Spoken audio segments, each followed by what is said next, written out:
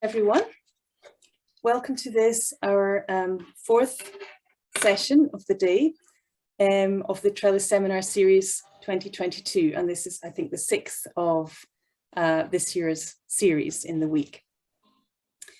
It's really lovely to see so many of you here and from so many parts of the world joining together to hear about therapeutic gardening from our excellent speakers this evening. For those of you who don't know Trellis, we're the charity that supports therapeutic gardening here in Scotland. We provide information, training and good practice sharing, and we aim to promote the highest quality of therapeutic gardening services so that everyone can get the best out of them. Trellis also encourages gardening groups and practitioners to share their experience and their skills and resources through a network of almost 500 gardening groups. We can partly do that through our website, but we also try to do meetings in person. And you can take a look at the website for links to some of these support services and get in touch if you have any queries to know more about some of that. Today, our session is going to be approximately 30-35 minutes, followed by a time for questions and discussion. During the presentation, please use the chat box to write down any questions or comments that occur to you, and we'll voice them to Anna Maria at the end of the session. We might also invite you to use the reactions button, and if you put your hand up, we can invite you to speak your question to Anna Maria at the end too. We have enabled live transcription and closed captions, so if you want to see the subtitles and that would be useful to you, you can switch them on via the CC box, the live transcript box at the bottom of your screen, or the three dots to the right of that. We would really like to get some feedback from you at the end of the session, so we will share a link to a survey in the chat, and we'd be really grateful if you would take a moment to fill that in and let you have your thoughts. This really helps improve our work, helps us shape what we do in the future, our support services, and we take it very seriously, so it is worthwhile giving us your thoughts. Now to the main business of this evening. It's our real privilege to welcome Anna María Pálsdóttir, our speaker this evening. She's going to talk about research in horticulture therapy, and her presentation is entitled Experience from the Living Lab, Alnarp Rehabilitation Garden in Sweden. Anna Maria is an associate professor at the Swedish University of Agricultural Sciences, or SLU, in the People and Society department. She's a trained horticulturist and holds a BSc in biology and horticulture sciences, as well as an MSc and PhD in landscape planning and environmental psychology. She works with conceptual development and scientific evaluations of nature-based and nature-assisted interventions that are conducted in various outdoor environments for different target groups. She also conducts research on the content and design of health-promoting outdoor environments and how we can shape and build sustainable outdoor environments for health and well-being. Anna Maria has long experience working in interdisciplinary research teams in environmental psychology, landscape architecture, health and occupational sciences. She is one of the founders of the master's programme, Outdoor Environments for Health and Wellbeing, and in collaboration with other educators, built up courses on nature-based and nature and animal-assisted interventions, as well as sensory expression in outdoor environments. It's my great pleasure to pass you over now to Anna Maria, who will share her screen, has already shared her screen, and her presentation. Anna Maria, welcome. Thank you so much, Fiona, and thank you for having me here today. I'm really, really honored and happy to be with you online, and hopefully this will lead to that we actually meet up on other occasions. So what I'm going to do is to go through the, of course, this lecture. And just to say that I'm sitting in Sweden and you are in Scotland, but you, as you told now, Fiona, actually this is a worldwide connection, meeting up together. So thank you for facilitating this wonderful event. I am then part of the Swedish University of Agriculture Science. This is Sweden, 490 kilometers long, and I'm situated really in the south. So we have kind of milder climate. We are the kind of the Mediterranean of the Sweden. So we have special condition for actually running horticulture program during the whole year. This is I don't know. I just want to do, when this bar pops up, does it show up for you as well? The floating meeting control? No.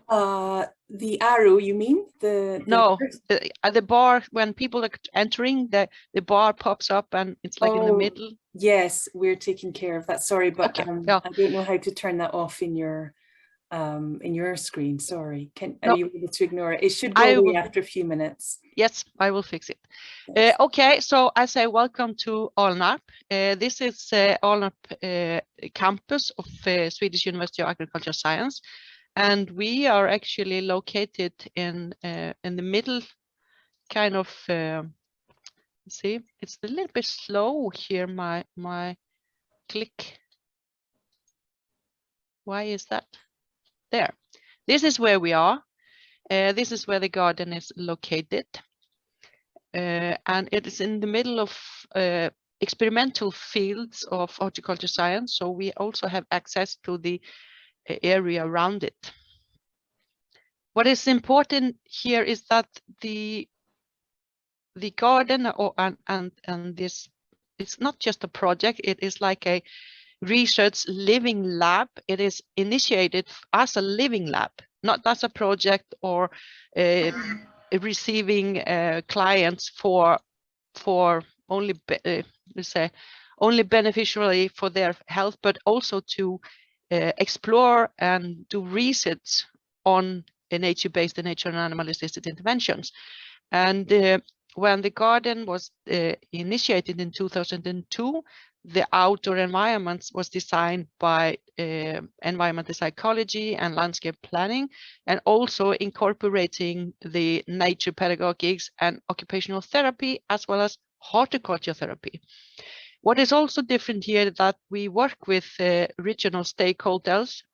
We work with different stakeholders, and they are like the regional stakeholders that are running the region where we live in Skåne, and we have governmental offices as the social insurance, the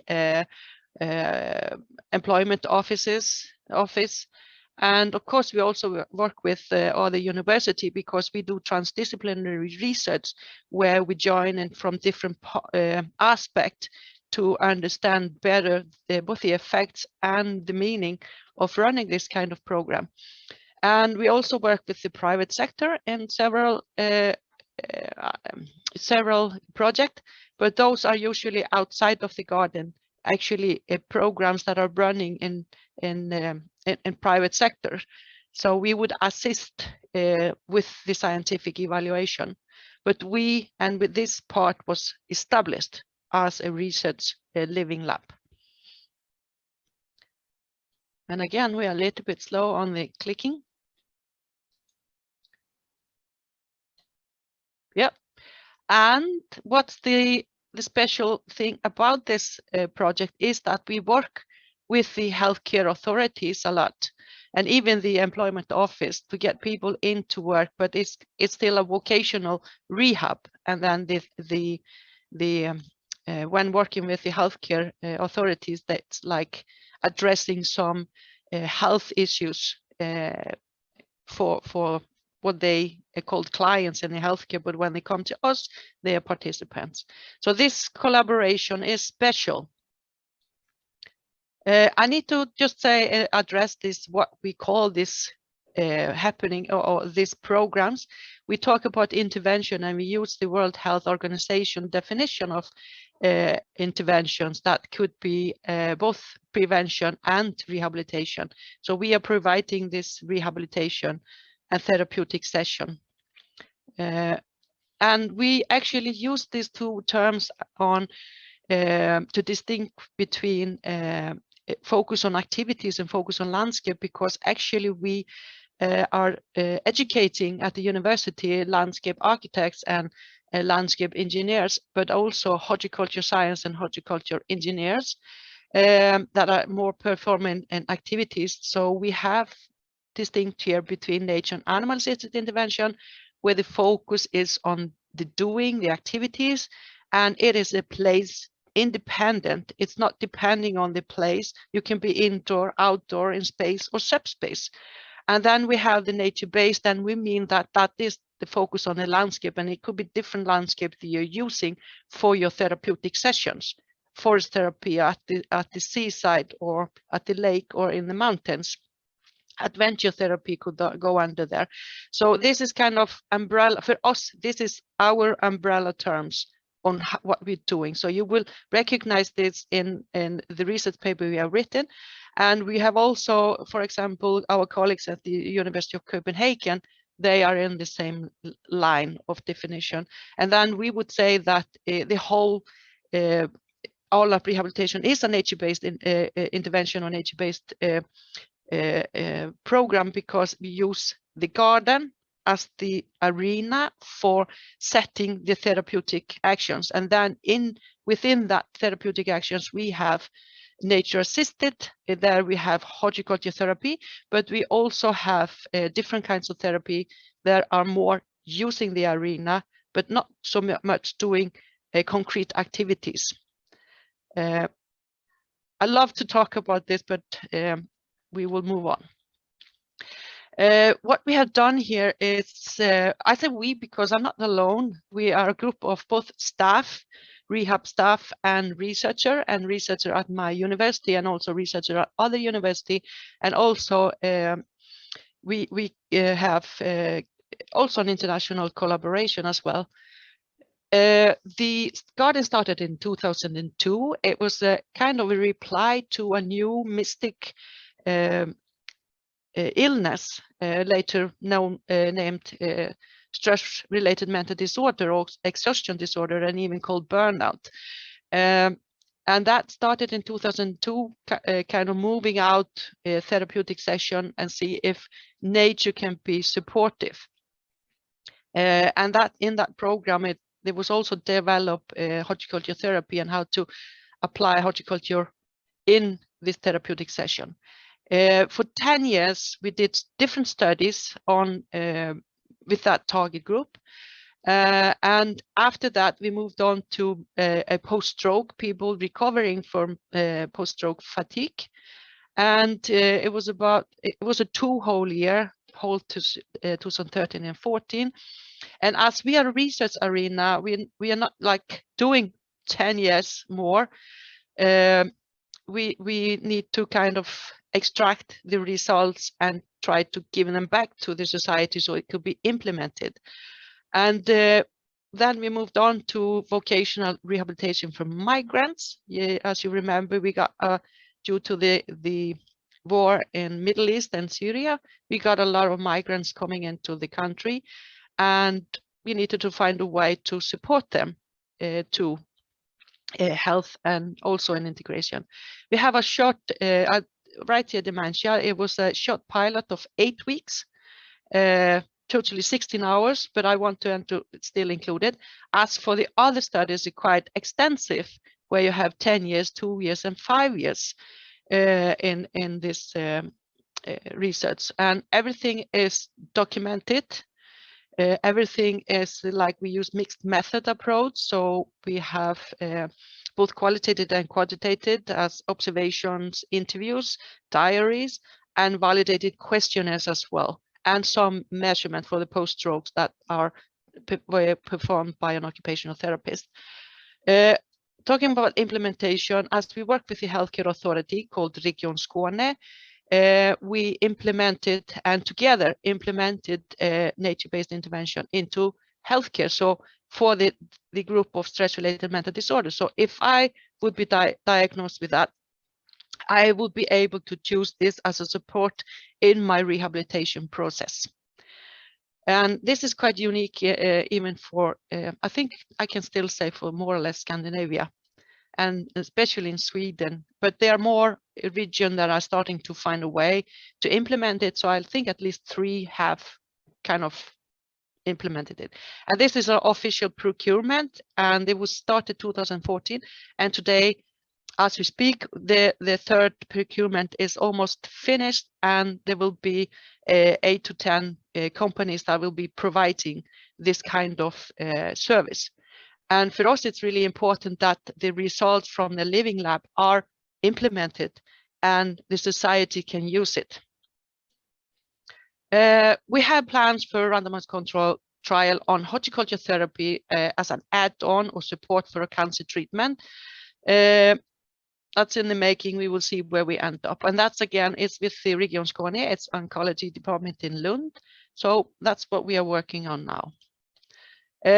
Because we are research-based, we have PhD students participating in the research project, and I was one of them. Lucky me to be able to be spent so much time in the garden, as I did my PhD as a case study on the role of nature in rehabilitation for individuals with stress-related mental disorder. But we also have others like Ulrika Stigsdottir. She made kind of the blueprint for the garden. So if you want to know more about the blueprint, you'll read her thesis. And then you had Carina Tenkat Ivarsson. She's a landscape architect as well, and she was kind of looking into the use. Anna Adevi has a psychology background, and she is looking into the more experience and towards the program. And myself is kind of mix of everything, doing both evaluation of the use of the garden and the role of nature and horticulture. And we also have additional here, one PhD student, Gunnar Serven. He did a study then on the role of soundscape in nature-based in this garden. See, and of course, as we are research-based, that is what we have to give back. We publish in scientific publication in international peer-reviewed paper journals. And should you like, I can provide a full reference list on what we have been doing. And breathe in, breathe out, click.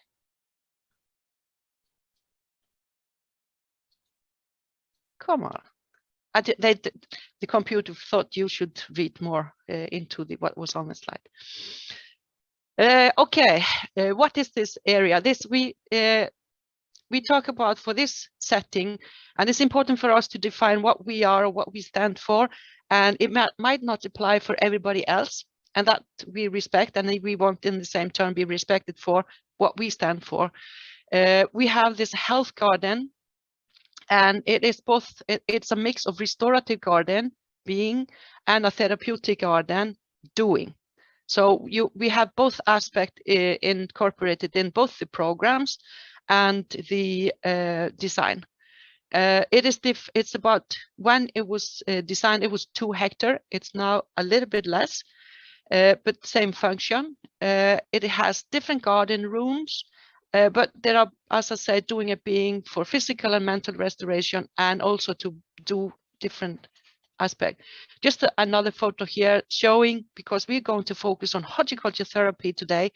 These are the main area we conduct the horticulture program or horticulture activities. And of course, there are garden space as well, when you can grow and do some gardening. And it's also the tricky thing is that we also have an education at the university that is specifically focused on the garden and gardening, and then we have a program that are more focused on the horticulture. So we narrow it down now to even to that horticulture. So therefore I want to include this space. What is important, regardless of the space or the program, is that we talk about sensory impression. And this is about sensory stimuli. That is really important to also incorporate in the occupation and the activities we do. So we also work as Mirela and Anja with using all our senses, both the visual senses and also invisible, with balancing and touch, like the pressure, etc. So this is a very important aspect, and this is also thought about when we are doing the horticulture activities. I can get back to that. I think when there are so heavy photos in the slides, it is okay. And what is one is the sensory experience. The other thing is the activities and meaningful occupation. The word meaningful is important, that we say that there is nothing you just came up with. It has to be in kind of in sensible way, something that you would do regardless if the participants are there or not. And horticulture and garden is a very good example of that, that you would still do perform the activities regardless. And horticulture is a meaningful occupation as well, as also my previous lecturers talked about. See, and for us, when we talk about horticulture, we think in the 4 main phases when we are putting up the program, and it is a plant propagation. It is different ways of propagation. I will show some photos of that. Plant growth and development, taking care of the plants, harvest and post-harvest. And harvest or post-harvest are quite also creative. Post-harvest, we have seen such a great inspiration from the participants that they can come up with themselves together with the staff. And actually we have our head gardener Anna Sundberg with us here today. So if there are questions you want to address to her about her work as a horticulturist, the main head gardener, you're welcome to do so. I share that very happily do that. And also we when we're planning this, of course it is Anna who is responsible for this, but this is like we have short, medium and long aspects from when you start to propagate to your all the way to harvest and post-harvest. And here we just give you some example of what we consider short, medium and long. And right now Anna and I are writing a paper, it's come quite far, about the horticulture year in the rehab garden because we got a lot of questions about when and how you do things. Do you grow in the winter, etc. So this is kind of our reply to share this knowledge. And here it's really interesting that I'm the part of research team. I do my research and documentation. Anna has, as a part of the staff, all the staff has to write diaries. I read the diaries, and then we have dialogue and interviews about everything from the program to the clients. This is to have the transparency, so we know what's happening and how these are perceived. This is very important part of the research. So we have both gone through our diaries, and now we are kind of merging them and try to make sense of it and share it. We have multimodal rehab team, and this has been like the base of the team, but of course the clinical goal are always, they are the first thing you set up. What's the clinical goal and what kind of competence do we need in order to reach those goals? But you could say that the base, regardless of what kind of program or clinical goals, we will always have occupational therapist and a horticulturist that co-work, one focusing on the horticulture and the garden, and the other one focusing on the participants. But they have to have an understanding of both ways, that the occupational therapist has to understand and be able to do the horticulture, and the horticulturist also has to have understanding and how to deal with clients. Yes, this is kind of just summing up that clinical goals, you have the clients, the clinical goals, you have the therapist and the program, and this is facilitated in this garden with the programs. So just the research program we have been doing that, again, individuals suffering or recovering they are not really recovering when they come. They are still really suffering when they come into the program. It has been 12 weeks, 4 days a week, 4 hours a day, and usually 8 clients in the group. In the beginning, we had some kind of different time because of the system, how you can be referred from the Social Security or the healthcare unit. So we have actually a study also there we compare 8, 12, and what was it, 17 or 24 weeks, which one was the best result. So I can also share that study with you. Also recovering from post-stroke fatigue, we had 10 weeks, 2 days a week, 3 hours a day, and 8 clients. And not published yet, but I could still say you 2 weeks, the 2 days is actually not enough. It should be a higher, if you could call it those, or time in the garden, and also up to 12 weeks would be, we could see that will be beneficial. And then individuals, they were all then refugees in need of vocational rehabilitation, not vocational training. There are other projects that we have evaluated that have the training. And there we had the 12 weeks, 3 days a week, 4 days, 4 hours a day, and 10 to 12 clients. And that's actually based on that we had the possibility to have a quite extensive pilot, because we didn't know anything about the target group. And so we got the opportunity to really do piloting before doing the shop when we had the study, but we will use all the qualitative material for sharing as well. And because that seemed to be that even though with 10 to 12 clients in a group, there was usually around 8 that showed up because of different things happening in your life. What's also important here that we said 12 and 10 weeks. 12 weeks, we divide the year into 4 seasons. So we have people coming in from summer to fall, fall to winter, winter to spring, and spring to summer. So we have all the seasons there. General structure for all programs, regardless of target group. It's very important to have a clear structure, for example, coming in the morning, and when you're leaving again, that there is really you're seen when you come and you are greeted when you leave. That have all the group in the interview said this is really important to feel safe and secure in the program. And then we have adapted program after the morning tea and gathering.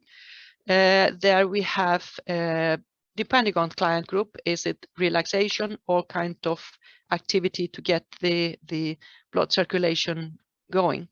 And then the green part is the largest part of the time. It's about, more or less 3 hours, where you, or 2.5 maybe. Then you have horticulture and garden activities as the base, and then you have other therapeutic sessions depending on the client group. And also we have this very well described in our paper, so if you want to dig into it, and of course you're welcome to ask. So just a short about the morning tea. I'm just looking at the time here. Morning tea is either outdoor and indoor, depending on weather and season. The clients or the staff serve tea, and the tea is not just for getting tea; it's getting the warmth, and then you smell, and that's also, as Anna usually described, that this is my key. This is opening the door and giving them key and open up the door for the clients. To get into the garden, because he asked about, can you smell, can you recognize what kind of plants we use for the tea? And then they get interested in, oh, can I see that plant? So you kind of use that as an invitation to get into the garden. And then it could be different. It could be walk, it can be relaxation, all depending on the target group. And klingeling. Nothing happening there. And of course, all the activities with the focus on garden and horticulture plus other therapy. And then the gathering, it's kind of the post-harvest meeting where you may have harvested something during the session, and then you have kind of very simple shared meal. So this is the same thing for all the client groups.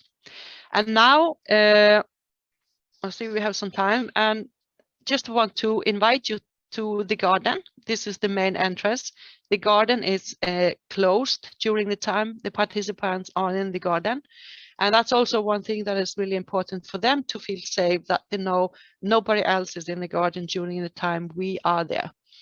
And Anna, she is really the gatekeeper, and she has had to keep control and meeting up people that actually haven't respected the sign of please respect that we have a therapy, ongoing therapy. Again, this is just to give you some idea what kind of garden it is. And they have water features as well as horticulture plots and the meadow. We have a lot of places where you can sit and just relax and enjoy the surrounding. And this is one example of a place when you can withdraw, because it is important to think about the aspect of doing a being. We are not constantly busy doing occupation, the horticulture therapy, but you will be able to go in and out. And that's one aspect that we find very important. And the clients has always also said that I don't have to be I'm not responsible to running the program. I can just, or the activity, I can just come and go as I please. I'm not responsible. I can only enjoy it. And then you have to have facilities as well for them if they want to go out of the occupation.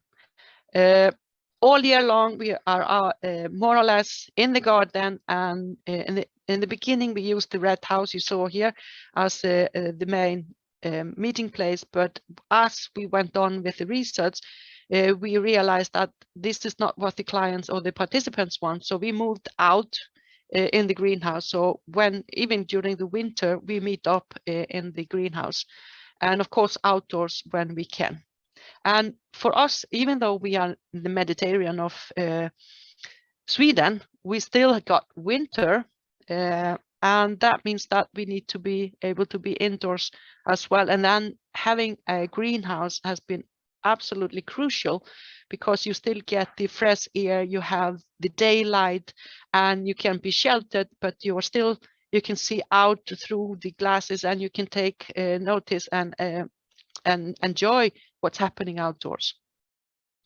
And the large greenhouse is divided into two sections. One is more activities where you can grow, and the other one is where it's now you can see on it here that is more sheltered because of the sun. That's more like being together, meeting up, and this is the activity area.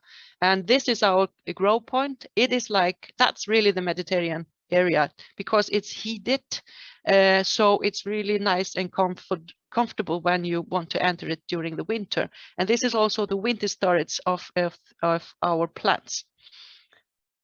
This is indoor where we meet up. So everybody got their own cup to have during the day, so you can fill up if you want to drink more tea, and you have your name put on it so you can find it. Sitting outdoors, this is also where we then meet during the summertime. But here you start to see how the horticulture and gardening is included in the sitting area. So you have upraised beds. And here Anna has mostly put in more sensoric plants when you can taste, smell, feel, and see. And the team uses this area a lot to introduce plants. And because you raise them up and it's really close by, we can also see from the research that this was actually very important to initiate this contact instead of just looking at the plants in the ground. But variation is good, so we also have different different ways of growing. So we also have potted plant. We can also move them around. We can also move around those boxes, but a little bit more tricky. We have upraised beds as well in one part of the garden called Hardscape Room, where you can be in work and do your things. And this was also experimental, having different heights. And today we only have the highest one because it's easy to reach in the middle, the size, and it's not too low and it's not too high. So it's really perfect. So this is also one part of our understanding what kind of support the environment has to give for the clients to work in. And as you see, this is very comfortable height to be able to work and do the horticulture, the growing. And we have the greenhouse, the grow point. We use it during the whole year, and so it changes a little bit the function as it would in if you had it at home or at your work. So we can have also more plants demanding more heat during the summertime, and the wintertime we can have more winter storage of plants. Just to give you a picture, an idea of that. Here we have the vegetable garden or the kitchen garden, where you have the doing, and then being is on the other side where you can just enjoy the water. And it changes over the year. We also grow upwards, not just only. You can see that the women are quite bended, so it's not really practical to do this, and especially for the clients with stress-related mental disorder and the stroke, this was difficult. So all the upraised beds are good, and also to raise the plants and grow more upwards. And even this to reuse material from the garden. Reuse as recycling is a key word in all we do. From the material, both organic material and non-organic material, we try to use as well. There's a 5-minute one. All right. Yeah, thank you. Yes, then I just will do that. I will not talk too much. I will just show you the photos. We use bulbs, and this is the propagation of potatoes, cuttings, and pelargonium. Taking care of it, sowing seeds in different ways. This is an example of short horticulture, easy to grow. We use it all year long. Also part of kind of shorter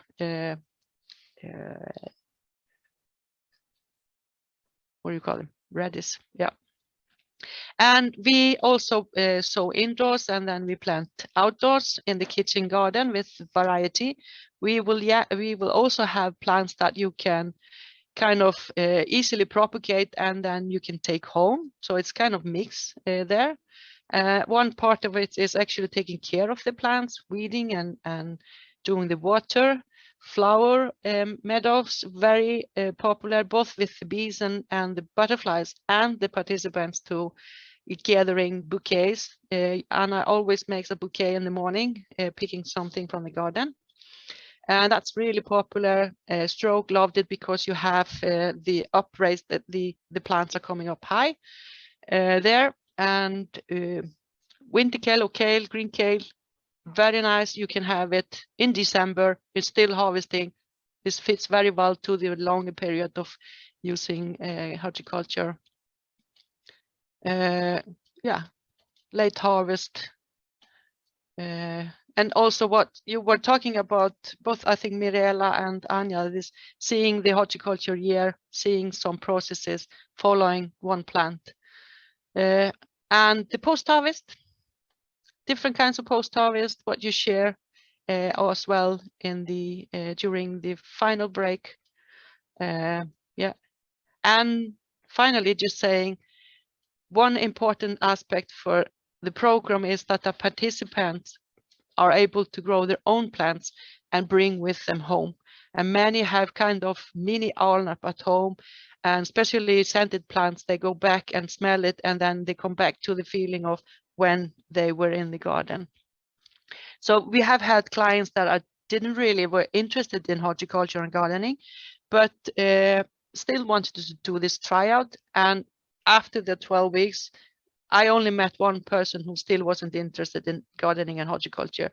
Everybody else got kind of bitten, who thought this was like very interesting thing to do. I just want to end this with saying we also, as I told you, we worked with other initiatives to evaluate their program. And this is from one of the program we had with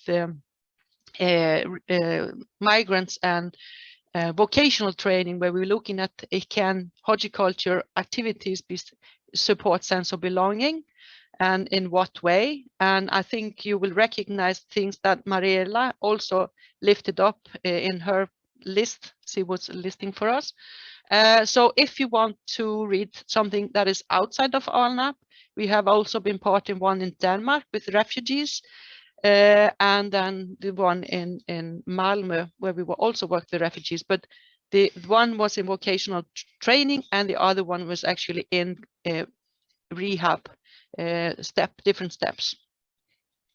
So I think I just say thank you very much. Thank you for the opportunity, and I look forward to have your questions. Wow, thank you, Anna Maria. That was incredible. I really enjoyed seeing that, well, more than a glimpse of your projects there. Gosh, the tea area with the sheepskins and the pumpkins on the table, it's so appealing and inviting. In fact, every image of the garden there looked just glorious. So thank you. I know that people were really enjoying that by the comments in the chat. And you've inspired lots of people. I can see them commenting to each other and saying, let's do this. So the other great thing is that we have lots of questions. So if you have a little bit more energy, we could ask you a few questions, and Joan is going to voice those questions, I think, to start with. Can you save the chat so I can look at it later? Yeah, we're going to, I think we can save that, can't we, Lorna?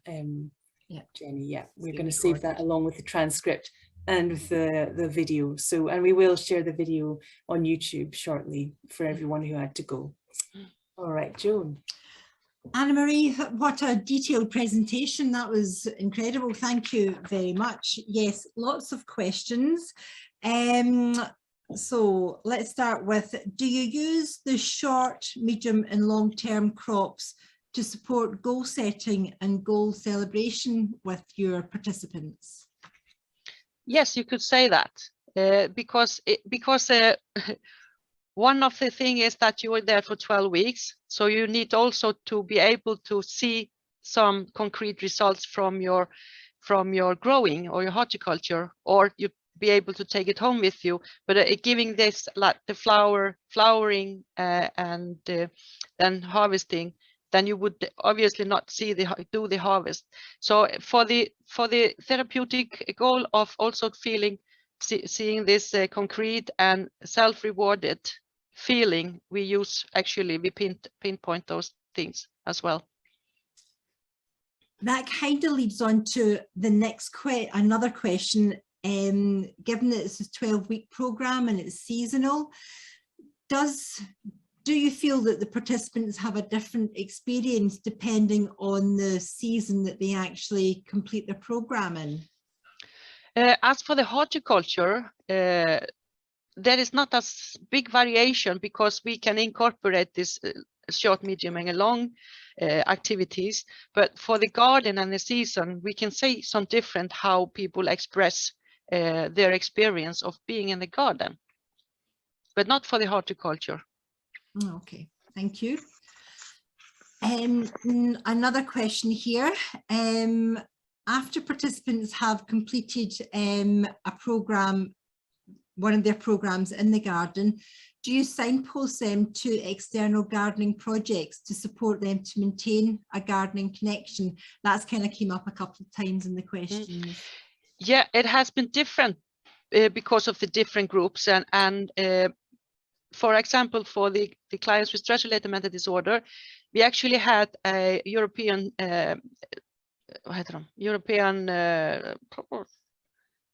ESF. We got a European funding to find out how can we support them better with additional 4 weeks, but that was never implemented, unfortunately. And that's the challenge working in the research arena. You're not working in, that's why I like actually working in real context, where you can have an effect and help to elaborate. And for the stroke, as this was an add-on to the regular rehab, they would just go on and do the regular rehab anyway. And for the migrants, as the program was built up as one part of their program, we had a kind of meeting at the end, meeting with the there was that kind of planning for the next step. So it looks different depending on who we are working with and what's the clinical goals. Okay, thank you. Next question, did any participants have difficulty in sticking to the program structure? And if so, were you able to tweak the program to accommodate their specific needs? Yes, we can say that. If I take again the example from its group, the first group, then stress. In the beginning, of course, people had difficulties to follow. They wanted the program, they wanted to see everything, but the program was laid out that you only get what you're getting at the time.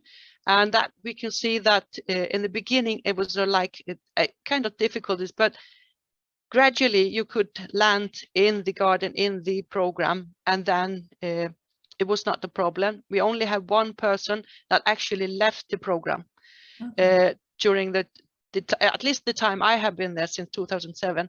And for the stroke group, no problem at all. They kind of just clicked in very easily, and they wanted more actually. And for the clients, for the refugees, actually, we had the privilege of doing a pilot. So we could kind of work with all the elements that were causing a dropout or irritation or uncertainty. So when we had the study, we already have incorporated those things. So that's really important aspect to bring up. How do you build your program so it can fit your client group? Yeah, great. Good planning. Great. Do you organise any special days or events where the different groups can meet up and interact together? No, not really, because we actually have 2 days a year that the garden has been open, and then everybody is welcome. And we actually did for the migrants specifically. They wanted, when they were leaving the program, they wanted to come back for a reunion, but it turned out that they were busy somewhere else. So it wasn't really need. It was the need of awareness, understanding, and knowing that if I want to, I can. And then it makes them secure as well. Instead of saying this is finished, no, you can never come here again. Okay. Good, thank you. Moving on to the layout and the design of the garden.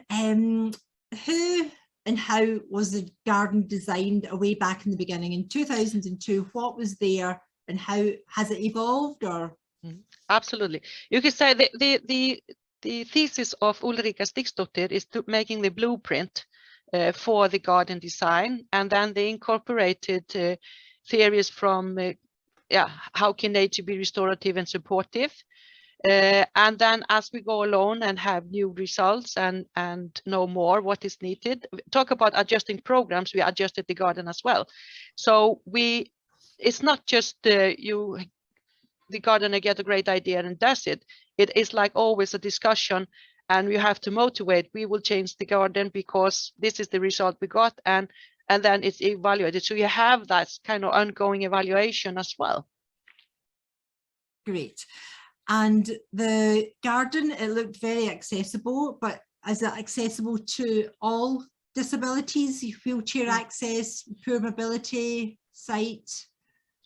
As the garden is divided into different areas, like the major nature area and the garden area, the paths in the garden area are like laid out. They have a hard surface. So, for example, people with stroke with walking disabilities, they could have the roller or stroller, I don't know what's called, supporter. And even if you had difficulties with the balance, of course, then it will be more difficult for them to enter the more nature-like area. But for the other two groups, that was not an issue. But if we had a group with specific needs, we adjust the garden for that. Okay, great, thank you. Now I'm just going to jump back onto the chat here because I think there's another couple of questions came in. I've got one here, Anna Maria. What will the target is it? What is the target? What will the results look like for people by the 12th week in their program? What are you aiming for? It's different, and that's actually set by the ones who owns the challenge or the problem. And for example, the stress-related mental disorder was helping them to orientate in their life, understanding what's causing their illness and how they can deal with it. With the support of the garden, they quite often have this really mental fatigue, and then they use the garden for restoration, mental restoration. And for the stroke, it was the same. It was a lot of mental restoration and trying to work with the post-fatigue. For the migrants was actually the opposite, trying to activate and at the same time support them. But you can see that's a red thread through the whole programs, that this mental fatigue is present in all the target groups.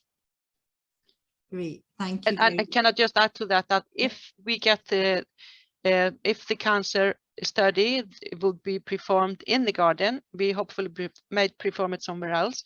That will be the clinical goal, is to support smell and taste, the loss of smell and taste, to try to help them to train up the ability to not lose it as fast, or kind of stopping. That will be one main clinical goal for that. Great, thank you. Got a request from Isabel. Jump back up the chat. Looking to see if the, oh gosh, so many comments. Just I have one I really want to reply to. I see this from Imogen. Yeah, please. Did you have any problems with the migrants feeling that they were used as an unpaid labor? This is an issue other project has had in the past, even if the procedure is grown and available to them.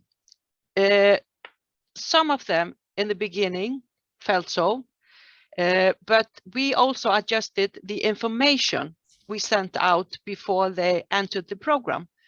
And we also understand that also lesson learned from it is that we have to be even more clear about this is an opportunity you can choose to be and recuperate and gain your strength and engage in things that you would like to do if you're interested in horticulture. But not specifically there has this like unpaid labor, but more like because that's also important for the program, that as you have an horticulturist and a head gardener, she's really keen, like, I am the gardener, this is my working area, you're welcome to come in and join me in my activities. And then you have the occupational therapist and other therapists that are actually supporting this process. So this is also some of the clients have said that we have a very distinct role, and I don't have to go in and be responsible for it, and then I can just, okay, I can have more relaxing role in this and engagement in the program.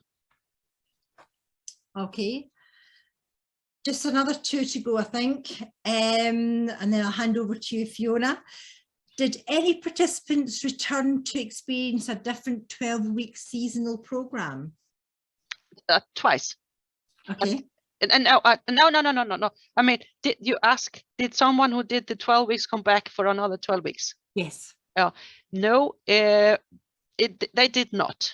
And that's the reason, because this is also a research project. So we need to be able to say that, describe the group of clients and the participants, and if they were coming back some other time, how would that affect our results? Okay. If you have already been there. But as I told you before, that we have together with the Region Skåne healthcare authorities, this is now implemented into the healthcare system, so people can actually, and we know that they have second term later on if they need it. Okay, great, thank you. And the last thing that maybe we don't have the time to discuss it just now, and it can perhaps be shared in an email following this session, but Isabel was asking, can you tell us more about the international research collaborations that you mentioned at the beginning of the presentation? Should we, Fiona, should we discuss that or share the links? I think depending on what Anna Maria thinks, I know that I'm going to take Anna Maria's option to offer to share some of those references, so we could make that available. Would you like to say a bit more? Yes, this is mostly, this collaboration is both for the knowledge exchange and knowledge input to our program, and of course I have a lot of inspiration, mostly in the beginning from US, then later on it's kind of ended up in South Korea and in Taiwan and Italy now, so, and hopefully more to share and get inspiration from each other, because that's probably the most important thing. And for the research, then we have been working with collaborating with other universities that are into similar research, and that's the same for the national collaboration as well. Great, thank you for that, Anna Maria, that's brilliant. I think that's us done with the questions in the chat, unless somebody wants to raise their hand and we can quickly get another question in, and then I think we'll need to hand back over to Fiona. Thank you. Are there other questions? I noticed one about evaluation methods from Liz. Did you cover that and I didn't notice, or do you think we should still spend some more time on that? Please ask it, Fiona. I possibly missed it, I'm sorry. No, it's okay. It was a follow-up question to one that you did ask. So Anna Maria, do you have time to quickly give an idea of some of your research methods? Yes. The evaluation methods you used to look at results for clients and yes. participants? I only mentioned it briefly when we were going through it, and as we said, we use always mixed method. We use the qualitative and quantitative. The quantitative, like before, after the session, the therapy session, not the session, but the period, and then we have follow-ups that could be 2 months, 5 months, or 1 year later on the quantitative data. They are more or less self-evaluated questionnaires, but all validated. And we also have, especially in the stroke, we have occupational therapists that does measurement to measure the ability, especially the physical ability, before and after. And then we have, because I think it's most important, we have learned also working with the medical community, we had kind of ideas that they didn't want the qualitative work as well, but they actually said, it doesn't matter if you get a positive or negative results, you need to understand what happens in the program. So they were really happy that we are very keen on doing qualitative research, where we have, as I said before, all the staff had to fill out diaries. I read all the diaries, and we had a dialogue afterwards, both interviews independently and then in a group. And that's for us to understand what's working and not working from the staff point of view, what they perceive and see from the client's point of view, and also in relation to the facility. And then we have interviews with the participants that are more than willing to participate in an interview, because the usual critique is that the questionnaires only ask how bad or ill I am. I can't really express and get in there actually what was beneficial for me. And participational observation, I have been in the garden, I don't know, Anna, is it now 3 years totally, at least? So I have had all the seasons, and especially for the group, stress group, and then in the other groups as well. And of course, I was not the only one doing the research. There were other researchers as well doing interviews and observational studies, etc. So we are like a team with different backgrounds. Thank you. I think we may have to round it up there, even if there are more questions, but there will be another chance to ask further questions via email and via the survey. Just include your your email address so that we can get back to you. I can't begin to tell you all the adjectives and superlatives I'm seeing in the chat, Anna Maria, so we will look forward to sending that to you, but a little taster. My brain is doing fireworks, inspired, thought-provoking, beautiful, wonderful, fabulous. I'm in love with all these programs. So you can see people really appreciated your telling us about your programs. I would like to invite everyone to unmute and show your response, show your appreciation, either applauding or using the reaction buttons. Thank you, Anna Maria. Thank you. And I just have to say also, I have my colleague Anna Sundberg here as well. So she's actually doing the work with the clients. And it's an impressive well. So yeah, well done, Anna. Okay, well, thank you, Anna Maria. That's really been incredible. And we all really appreciate you making time to speak to us.